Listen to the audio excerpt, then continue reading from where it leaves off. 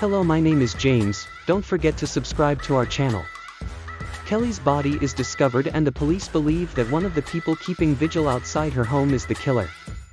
Ben convinces Michaela to take him with her to the crime scene, and they find out that the only item missing from the home is a gold necklace Kelly was wearing. Before they are able to get any more information about the killing out of the lead detective, Deputy Director Vance shows up and outs them as fellow 828 survivors. The NSA's involvement doesn't deter the Stone siblings, and they talk to the husband before leaving and then return to ask more questions later. After enlisting Jared's help, they figure out that before she was killed, Kelly had headed to one of the properties that she and her husband owned and came back bruised. They go to check out the mall, but the first person they try to question flees. They finally catch up to her and it's revealed that Kelly's husband was extorting his renters. He only leased to illegal immigrants and then threatened to call ICE if they didn't give him a cut of their profits. He's arrested, but he still has an alibi for the time of his wife's murder.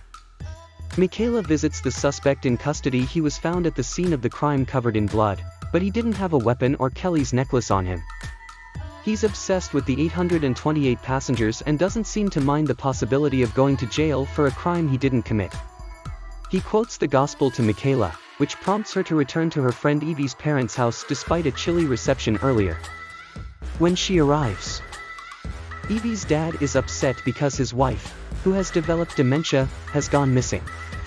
Despite his anger with Michaela, he gives her his car keys and asks her to go looking for his wife.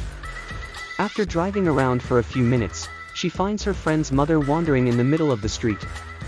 She abruptly pulls her car in front of the woman to prevent her from being struck by an oncoming SUV. The SUV hits a light pole and Michaela goes to check on the driver. To her surprise, it's Kelly's housekeeper. And Kelly's necklace has spilled out of her bag.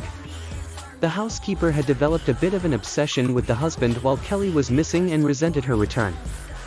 Jared is suspicious about Michaela's solving another case through sheer coincidence and contemplates informing on her behavior to Vance as he requested.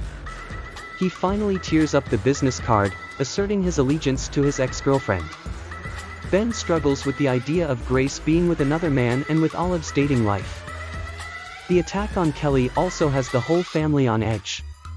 Cal is upset to find out that Olive is dating his old best friend, and rats her out to the parents for sneaking out. Even though she's mad at him, his pondering on how they can still be twins when she's 5 years older than him now makes her reach out and reassure him about their bond. Sanvi discovers a new protein in Cal's blood work and researches to try and discover if it was caused by something given to them by the government upon their return or some kind of a side effect of their disappearance. She runs tests on herself as a comparison and finds that they share symptoms in common with ischemic strokes. She eventually posits that the proteins and other test results could have occurred from the passengers being put in a state near death and then being suddenly reawoken. She wants to test her theory by looking at a sample of brain tissue, but the only available source is Kelly's corpse, which seems to have disappeared. Sanvi, Ben, and Michaela are more determined than ever to find answers about what happened to them.